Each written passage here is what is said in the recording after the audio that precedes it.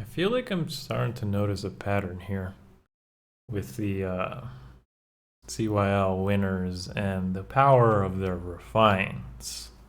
So does that mean that next year the meat tree is gonna be really good? I mean, to be fair, Hector and Alm have come from nothing, so maybe? Alright, let's do it. Let the lesson begin. What's up guys, Akariss here, bringing you another Fire Emblem Heroes video. Today's video is gonna be a big one. So strap in, because we are in here for a long time thanks to Intelligent Systems bringing us literally like 8 refines in 1 month with no one really being skipped. So we had CYL units, we had Legendary units, we had GHB all in one, and to benefit as well, of course, we had Ephraim, OG Ephraim, and Legendary Ephraim. So there's like so much to talk about here, and I worked a lot on this video, like a lot of time put into this one, so it's going to be quite a long one, and hopefully you guys do enjoy it. Before I start though, I want to thank everyone for the birthday wishes and well wishes from yesterday. I basically read all of them, and I appreciate that, and anyone else who came out to the Twitch stream or maybe checked out my social media like Instagram or whatever. That all means a lot to me. Thank you guys for your time and your engagement with the content and effort that I put into this. Hopefully I continue to do my best effort for you guys. So yeah, before we begin as well, finally, smash the like button so if you haven't already. All right, just doing the same old YouTube routine. All right, let's do it. So there's 8 characters to talk about here. Actually 9 if you consider OG and Legendary Ephraim, because they're a bit different actually, so it's not that simple. But yeah, there's going to be quite a bit here to talk about between the weapon refines, the units themselves, how to use them, what to really think about. Before I really get into like the super details of this all, I want to say that of course with the my opinion on this and where I really see them used just comes from the experience of playing a lot and basically community sharing a lot of info with me to kind of formulate this sort of opinion, so it's going to be a big one. On top of that, a lot of the builds here are just like sample builds, and I understand that a lot of you may not have the merges, flowers, or fodder to like copy paste the builds, and probably you shouldn't anyways, because it does come down to like potential supports, allies, team building. There's a lot of complicated factors that go into a build, so it's not as simple as copy paste. Make sure you understand your fodder limitations and how exactly the build is supposed to function. Hopefully with my explanations, that picture becomes clear and that you are able to formulate and build the right units and teams for success. So let's do it. All right, so I'm actually going to start with probably who I believe to be the winner of this CYL batch, which is honestly not that big of a surprise considering the past CYL winners being, you know, like Bike and Hector and whatnot. But that doesn't mean the others aren't bad by any means. I don't think there's really any bad refines from here, but there's definitely less interesting ones, and we'll get to that. So with Brave Alm, at first impression, you might not be that impressed, and it took me probably a few minutes to figure this one out. But generally speaking, a lot of the power from Brave Alm doesn't come from the weapon refine, believe it or not. It comes from Send Scale, his preference A skill, which if you don't remember, is basically 25% of his attack into true damage plus some recoil. So that is what's actually going to define Brave Alm from being such a good unit. Now, he essentially he becomes a cav unit, like let's be real, he becomes a cav unit, that's his base effect, and his conditions are a bit easier to meet as long as he's solo, as opposed to this whole like you have more friends or whatever kind of condition. 5 to all stats as well on the base effect, and initiation is also there. So he is really focused on that whole player phase aspect, but he can still work on enemy phase, and we'll talk about that as well. On top of that, he's got an additional, on his weapon refine itself, additional 5 to all stats, so 10 total extra stats, which is crazy good. And then he's got a wind sweep plus the self null follow-up effect, which basically means his like double or his follow-up cannot be denied. So that's very important as you'll try to understand exactly why Alm is so good. If you look at his stat spread, it's basically still very good, on top of him being able to benefit from lots of flowers. So he's got a high attack stat to synergize with exactly the function he'll do, and a decent speed defense stat, but those are less relevant. So yeah, let's jump into Alm here, and I'll explain exactly why I think he's so good. So here's a fancy new graphic for you guys that I did put in some work just to make things a bit more clear, and I can talk about them all and give you guys my perspective here.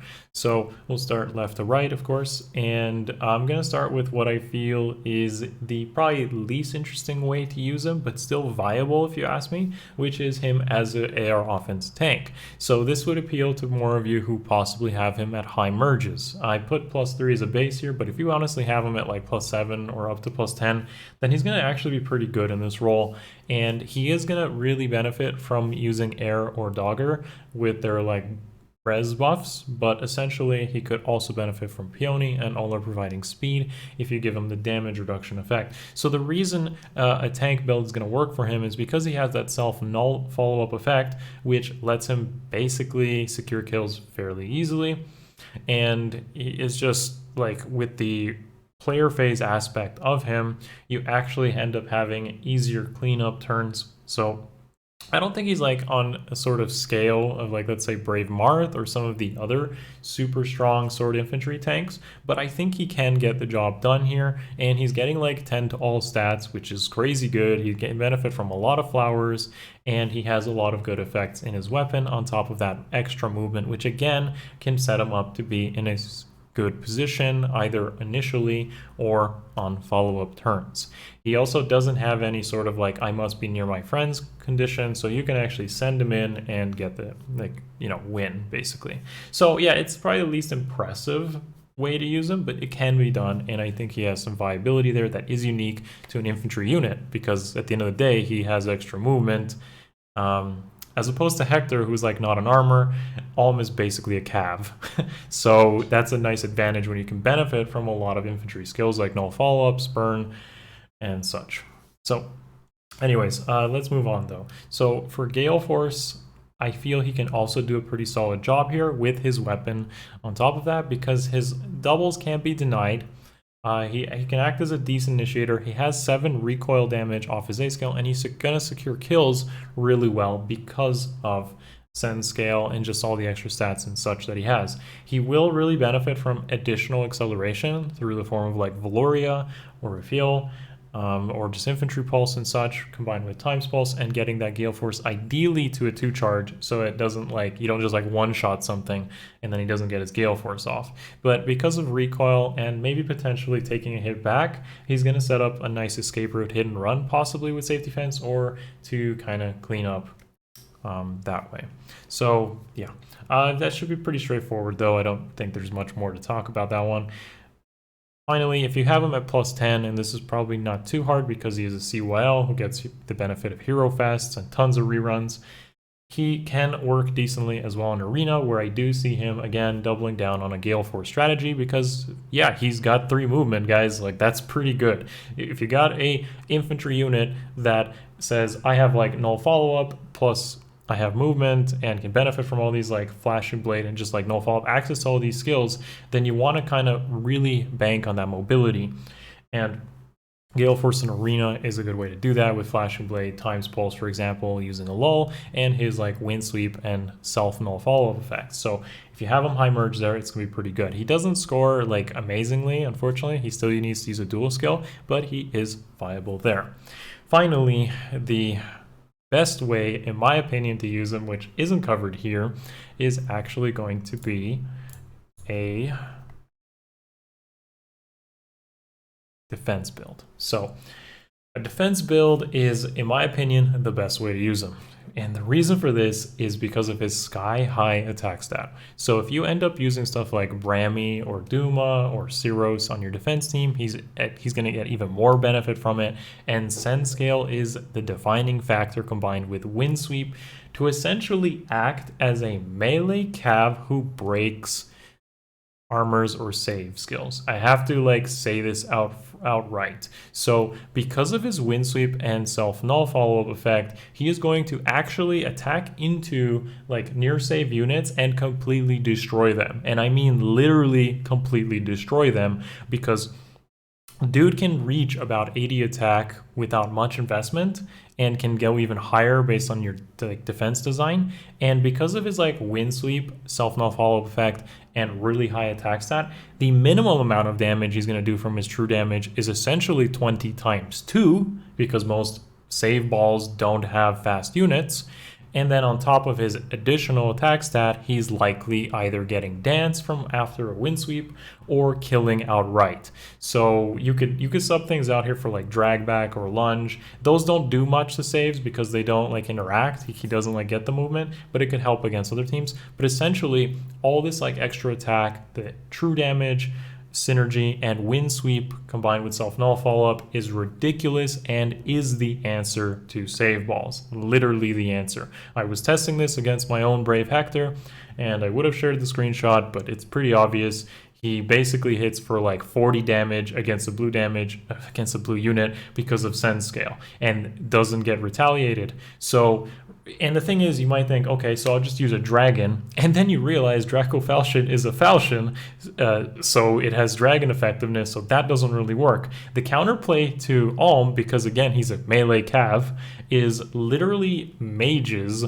with like close counter, okay? That is a ridiculous counter. Or you could try using really fast armors who get more speed than him.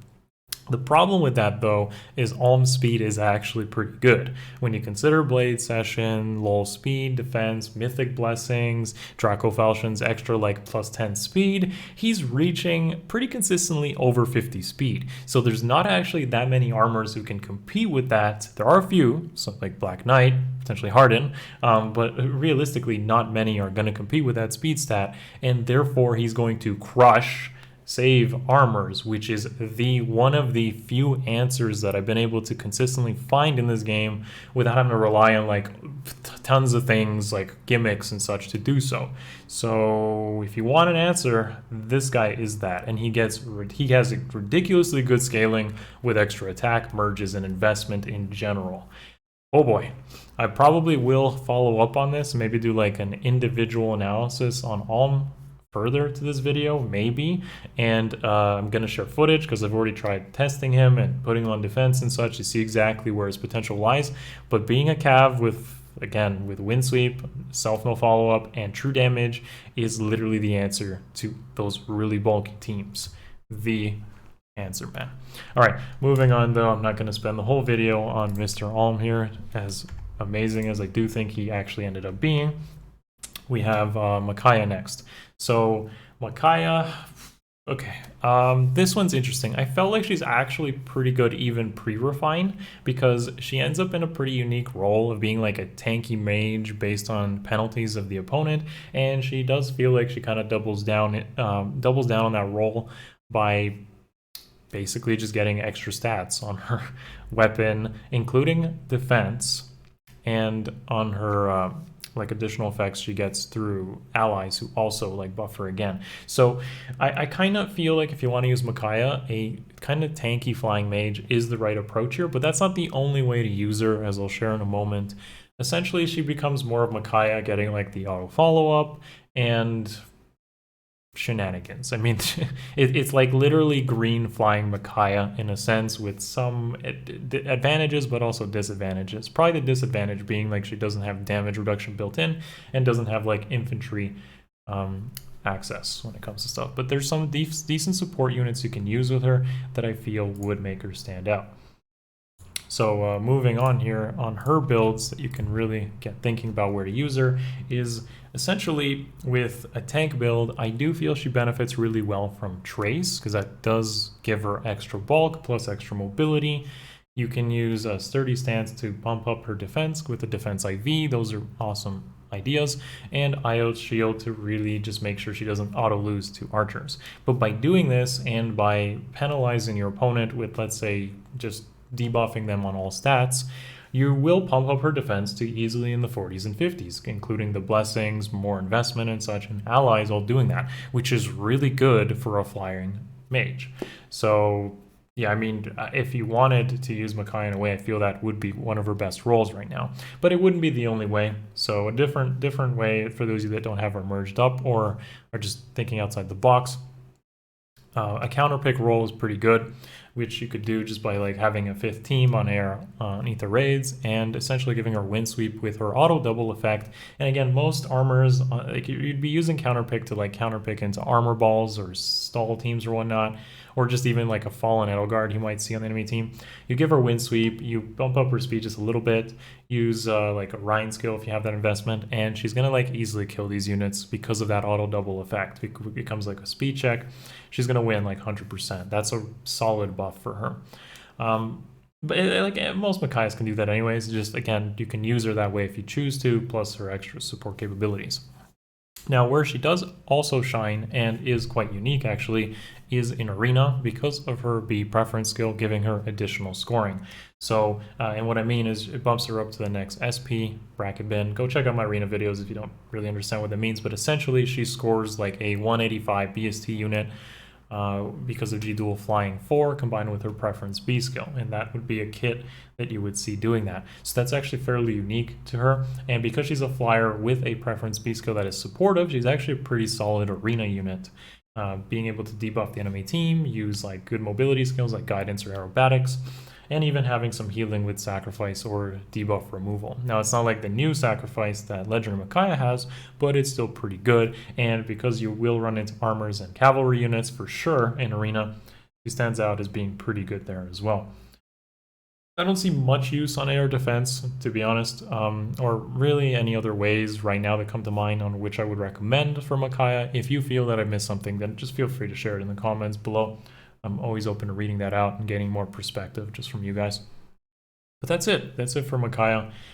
Pretty straightforward. She does what she was already doing better, and that's okay. That's a good refine.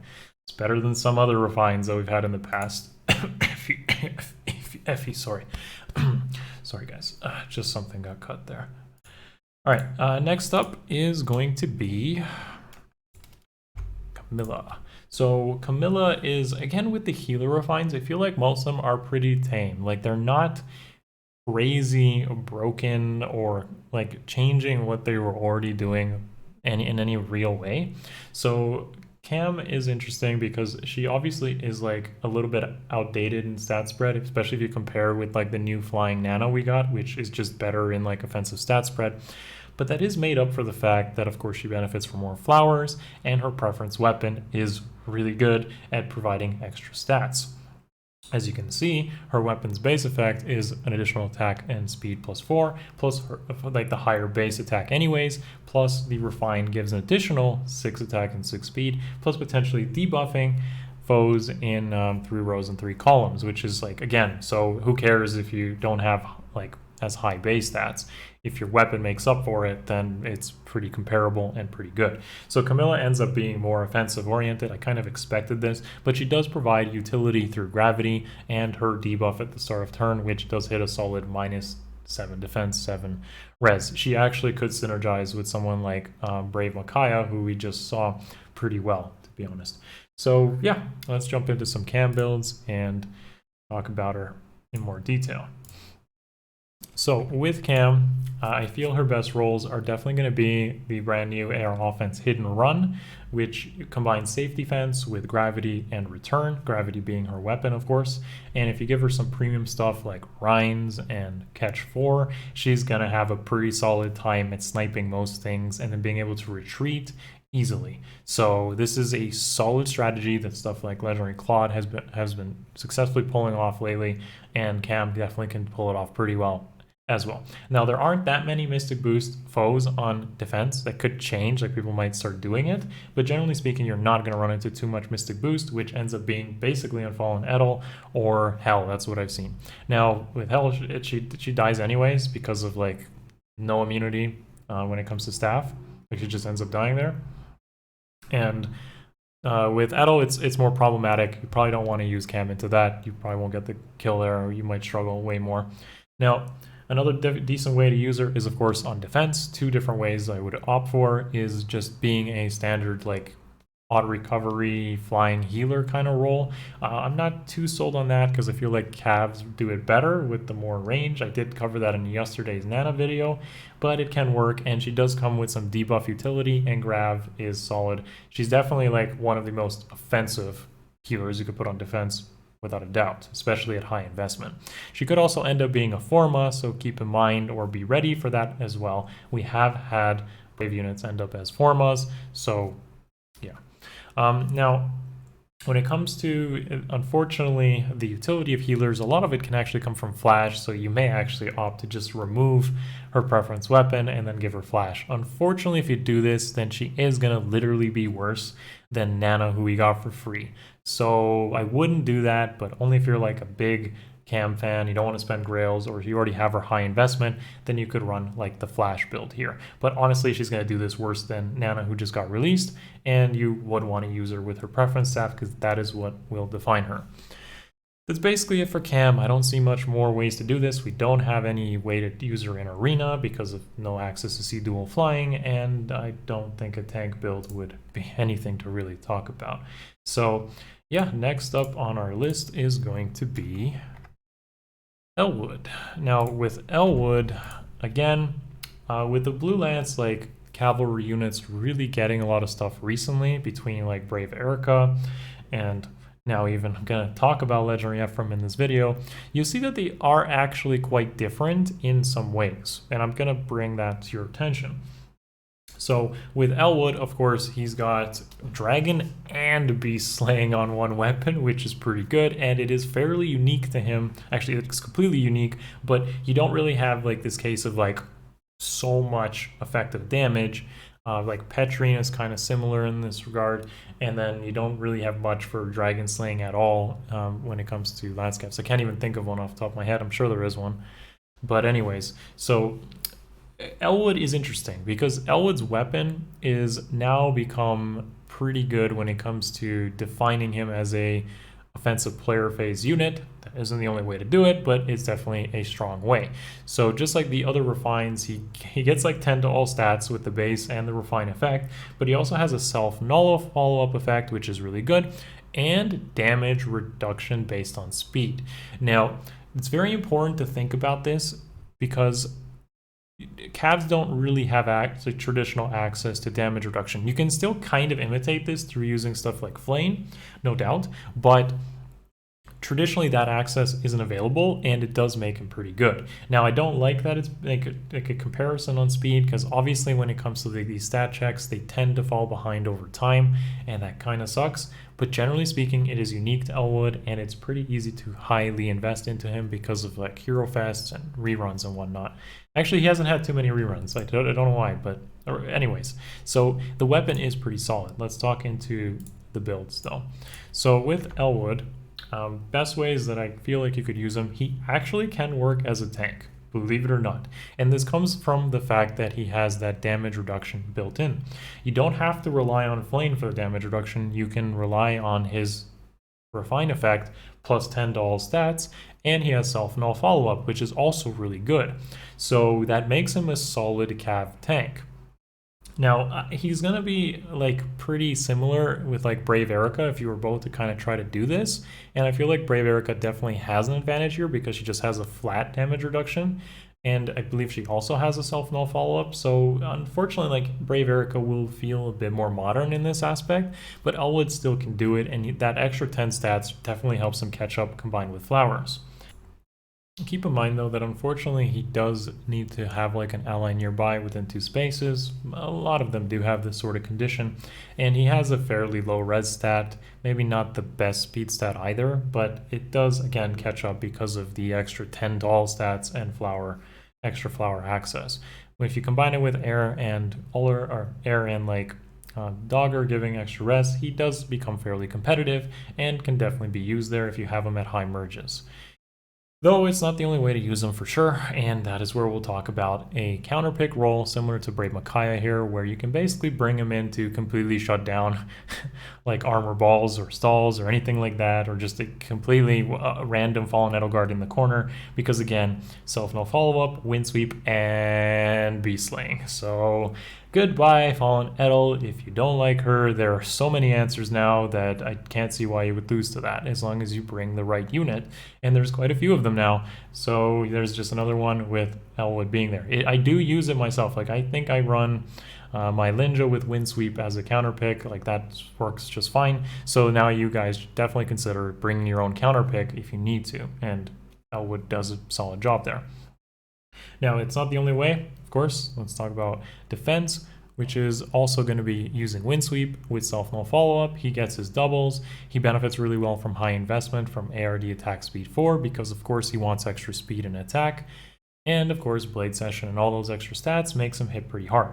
The fact that he slays dragons and beasts is a nice boon because, obviously, you're going to see quite a lot of those on hitting you in some form.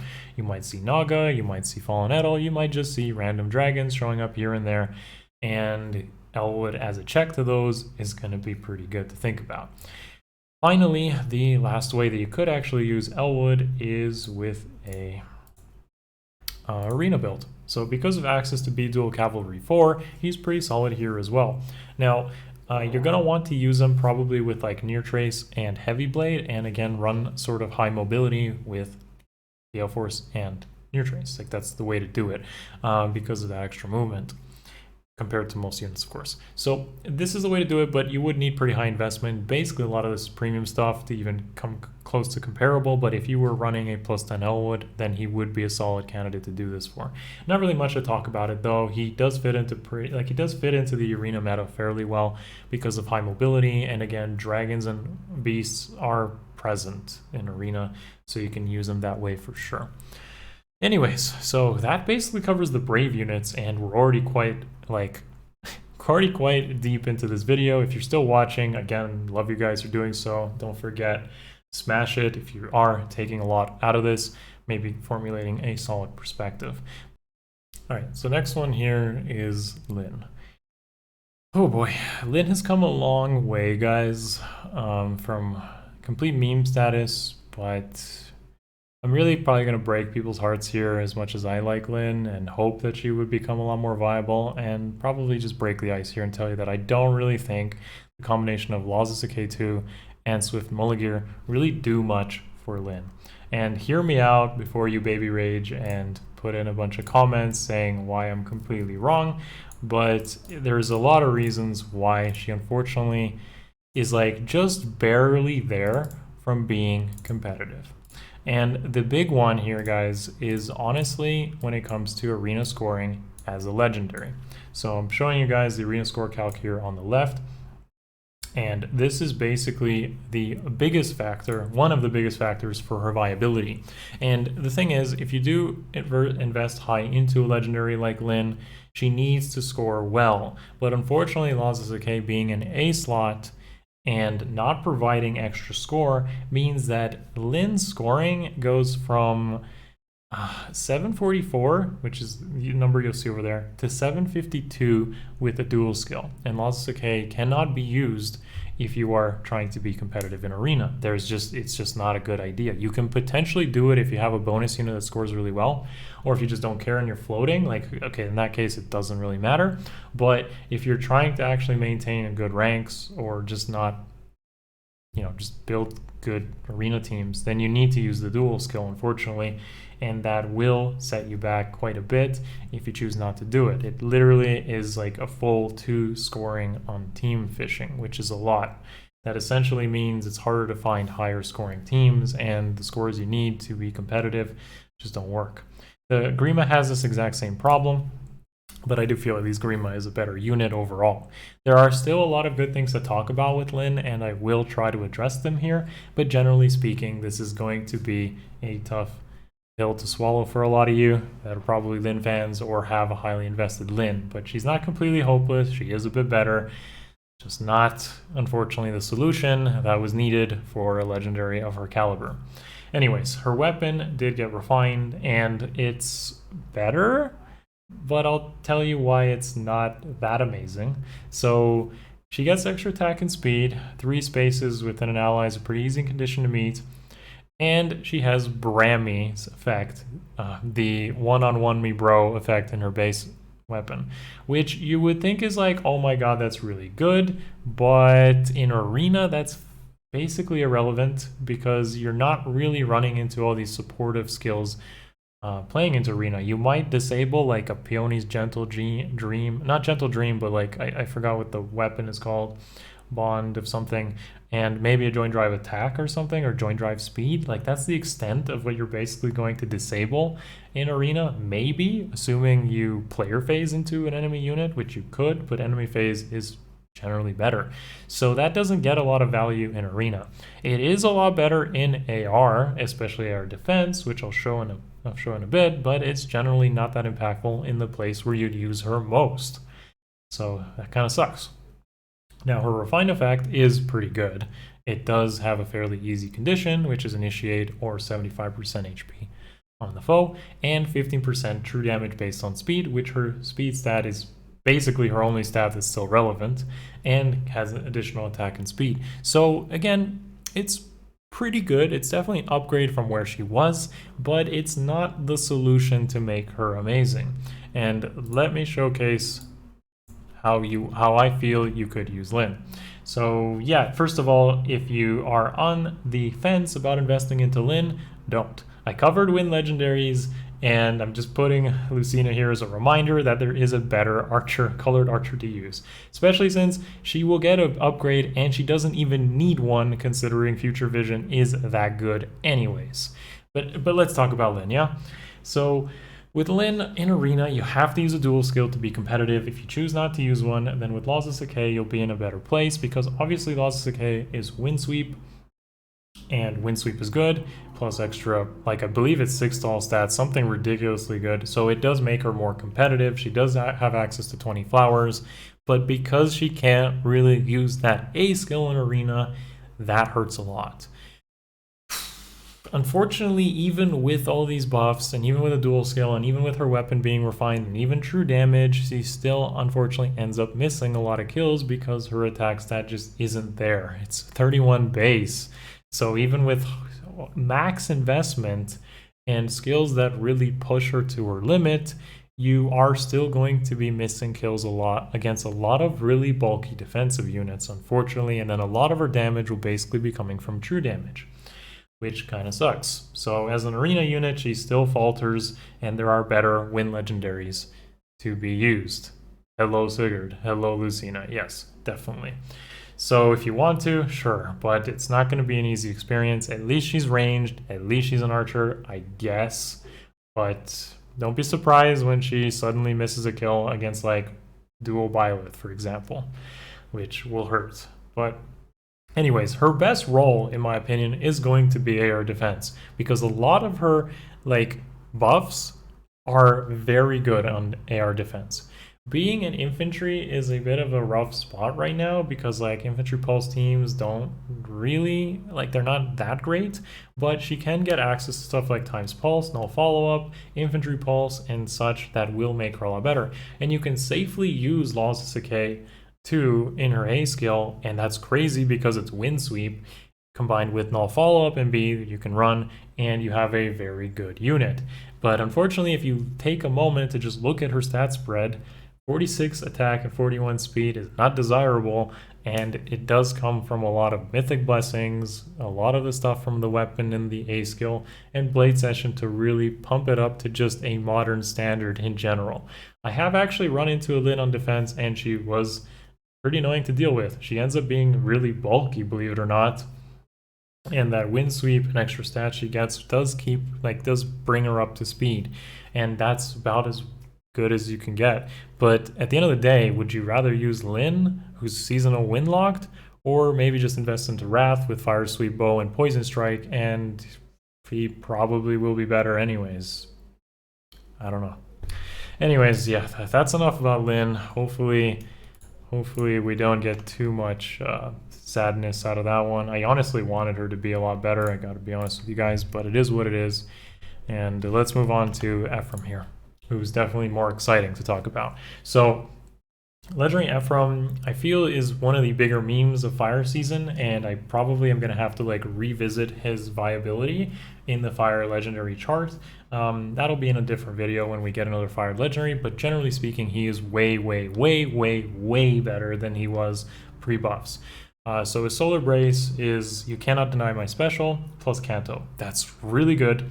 And his weapon is really good as well. So he gets a auto double, which he kind of already had, but the conditions were wonky. The condition is also a bit easier to meet, so he can also just initiate combat instead of having to be solo or these friend checks, as I call them. He gets extra stats, which is great, in attack and defense, which he generally will want to use anyways. And he has a like player phase breath effect. Now, what this basically means is anytime that combat happens, like he hits or the enemy hits him, he gets an additional special charge. That's really good, playing into like guard effects and, well, combined with Solar Brace, obviously. But also it just means he's charging Gale Force faster or just any special in general. The only thing that's really lacking from this weapon was slaying. If it was slaying, then he would be top tier caliber. He's already really good, but this is like one step missing from being, oh my god, amazing. Now, if you didn't remember, this this weapon is also accessible by original Ephraim as well, and it's actually so different than the way that they can use them, both of them, that I actually am going to cover OG Ephraim as well and show you different ways that you can be using them. But yeah, let's jump into some builds here, and the first thing we're going to talk about with Legendary Ephraim is Gale Force, obviously. So he is essentially made for this role now, and he already was really good at it before the Weapon Refine and Solar Brace addition. But yeah, he's going to do really well there, and there's not really that much to talk about on how you would use him. Essentially, he wants to be the initiator, so he's going to want to come in first because he doesn't have Wings of Mercy access. He probably wants to get hit, and he's going to likely charge his Gale Force off of many things. You could run Quick Impulse, and then maybe you can attack into quite a few units and not rely on them hitting you back. That's also a decent strategy. You could combine him with Legendary Hector, give him Osteus Pulse, which is also kind of funny, or Valoria Raphael synergy as well. So pretty straightforward, gonna work for Gale Force unit really well.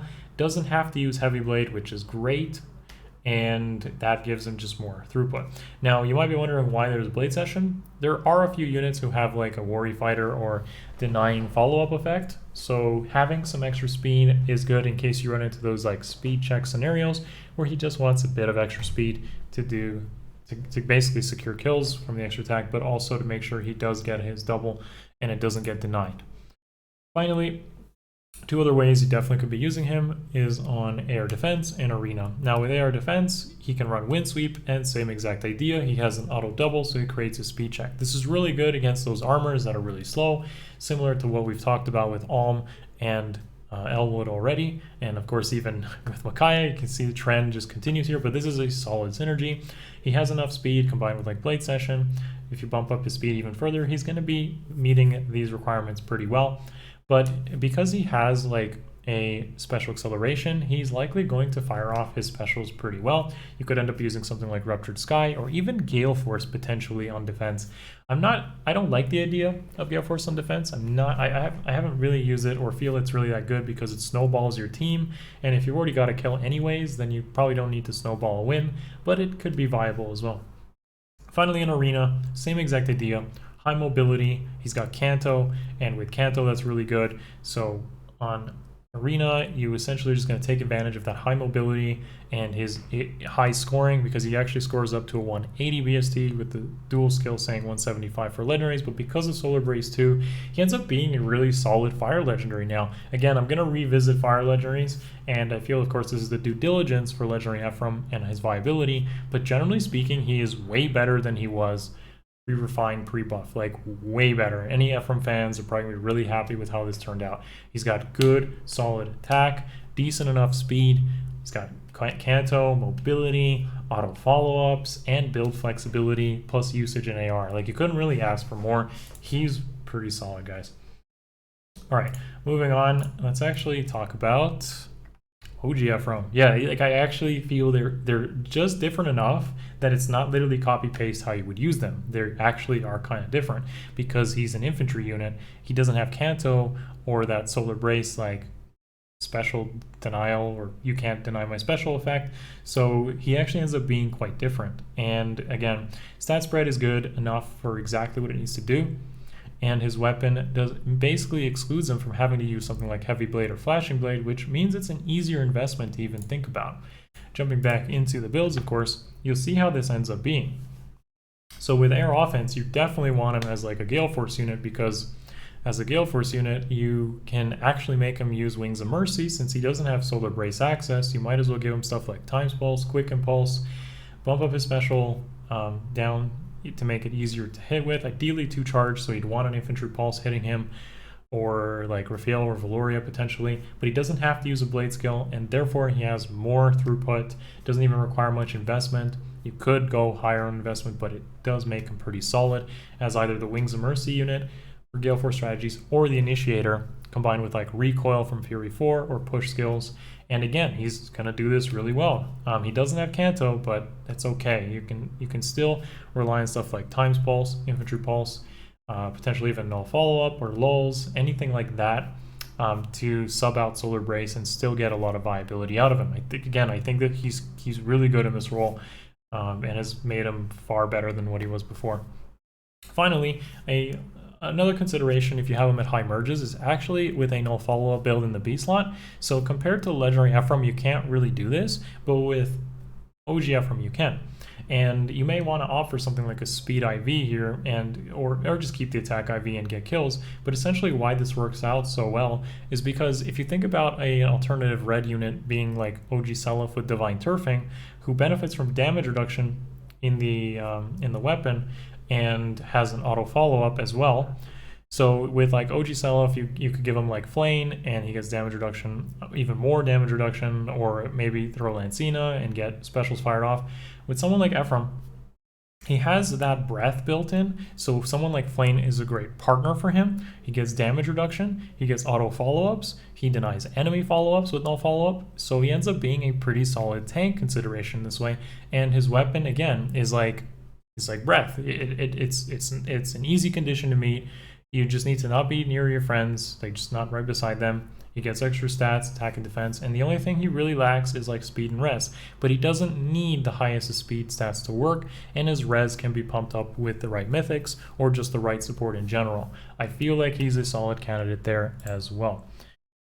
All right, man, we're still going, guys, still going. But yeah, we're not done yet. Finally, to round out everything, we did get our GHB refine, ended up being male Kana. So, all right. Whew, this one is hard to talk about because I feel like it could be good, but the problem is, as a user of Fjorm, I know exactly what this stat spread and what this refine really means. It means jack of all trades, I don't really excel at anything kind of role. Now with Fjorm, she does have like anti-range built in, and with Kana, he has some things going for him, and that is the fact that he has higher stats, like the trainee bonus. He's very middle of the road. Like he literally has like the most middling stat spread in the game, I think. Literally, like all the stats are within a point or two within each other.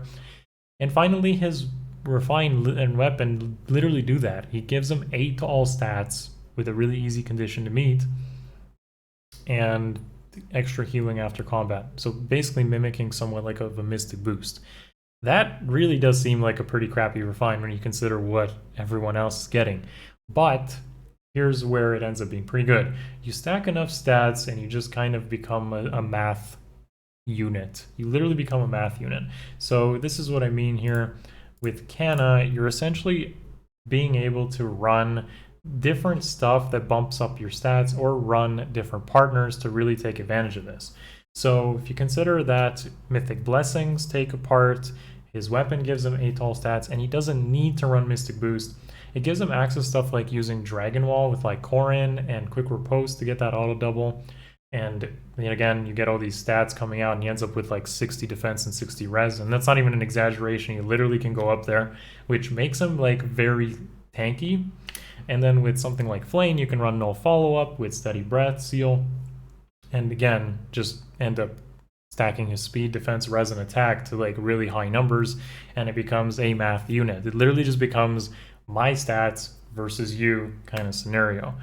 There's not too much dragon slaying. I mean, if we start running into Brave Alm on defense or Brave Eliwood on defense, then something like Kana obviously becomes less viable, but he is essentially just math the unit, which isn't terrible, but it isn't good for the future of Kana's viability, which is essentially the more the units get stats or effects in their weapons, or literally get 10 to stats to all stats with their weapons, then Kana is going to fall off, unfortunately. Thankfully, something like Thrasier isn't as common on defense, so you can definitely use him more often. And even with Dragon Wall, you're going to win that matchup. And his direct competition being Noe, with her refine and weapon neutralizing penalties, is actually quite good. And the reason is just because Kana doesn't neutralize penalties, and if you look at his stat spread, he's gonna basically get hit by all the shrines or all the debuffs, and that kind of sucks because he doesn't neutralize those penalties. So it's gonna hit him pretty hard, and unfortunately that is kind of an annoyance for using him. Finally, on Arena, again, Math, the unit, ends up being pretty solid. He doesn't have distant counter access, which kind of sucks, but he can win his matchups because he has access to Blue Flame, Steady Breath, Times Pulse, no follow-up, so he gets all the infantry luxuries, but he could be used there, and he ends up being, again, Math, the unit, and winning a lot of matchups. With Kana, if you want to use him, I highly suggest hitting up simulations and just doing all the math on there to see exactly how his matchups are. I didn't take the time to do it just because I feel like this video has already gone on way too long, but I feel like Kana is viable, just not amazing, to sum it all up. So yeah, guys, whoa, so this is definitely one of the longest and one of the highest effort videos I've done in a while because it's just so much to cover. I love having all these refines and there's so much to cover, but man, it's a lot of work. So again, if you made it all the way to the end of the video, thank you for watching. Appreciate it. The least I can ask for is a thumbs up and being subbed if you haven't, because like I believe about 50% of you are not, so do it. And finally, if you really love this content, you want to see it coming and support what I do, support what we do, and all the effort that I put in, then consider the Patreon in the description below. Join it, and maybe consider the same as donating it or buying a McDouble from McDonald's, I guess. All right, guys, that's it. These are pretty solid refines. There's a lot to talk about, so if you have your opinion, you want to share it, do so in the comments. I'm going to get out of here. Love you all. Peace.